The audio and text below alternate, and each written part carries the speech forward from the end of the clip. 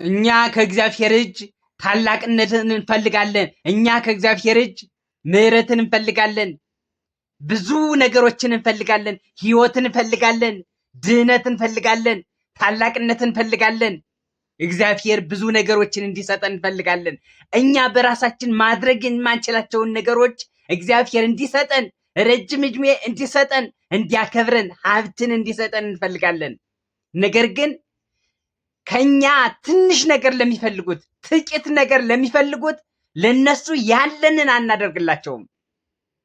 እጆቻችሁ ግፍን ተሞልተዋልና መልካም ማድረግን ተማሩ፣ በጎ ማድረግን ተማሩ፣ ርኅራኄን ተማሩ ይለናል።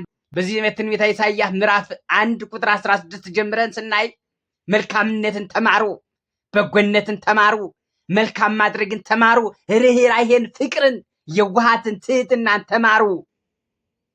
በበቀል የነቀዛችሁ አትሆኑ።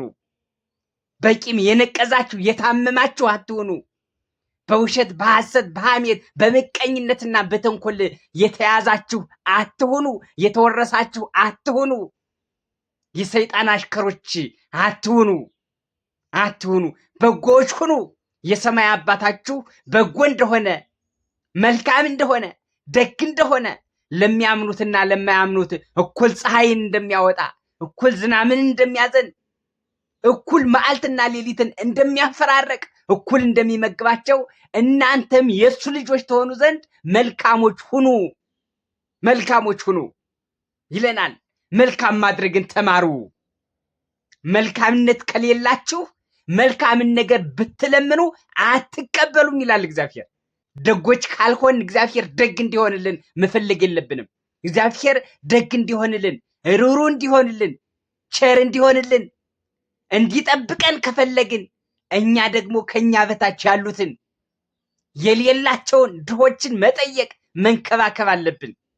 ስለዚህ በዓላት በሆኑ ቁጥር በለጋስነት ያለንን ልንዘክር ይገባል። ያለንን ልናበላቸው፣ ልናጠጣቸው ይገባል። በቅዱሳኑ ስም፣ በስላሴ ስም፣ በእመቤታችን ስም። እኛ እኮ በእመቤታችን ስም እንኳን መጽውተን ብንለምንም ያምርብናል። እኛ እኮ በቅዱሳኑ ስም እንኳን መጽውተን፣ እንኳን አብልተን፣ እንኳን አጠጥተን ብንለምንም ያምርብናል። እኛ እኮ በስላሴ ስም ብንለምንም ሰይጣን ይራራል። እንኳን ኃጢአተኛ፣ እንኳን ጨካኝ ሰው ሰይጣን ራሱ ይመጸውታል። ይገርማቸዋል። በእመቤታችን ስም ብንለምን፣ እንኳን ስንመጸውት ብንለምን ራሱ ውበታችን ናት እሷ።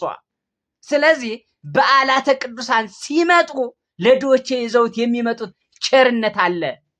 ይህንን ምክንያት በማድረግ ለድሆች ልናዝን ይገባል። ድሆችን ልንጠይቃቸው ይገባል። ልንጎበኛቸው ይገባል።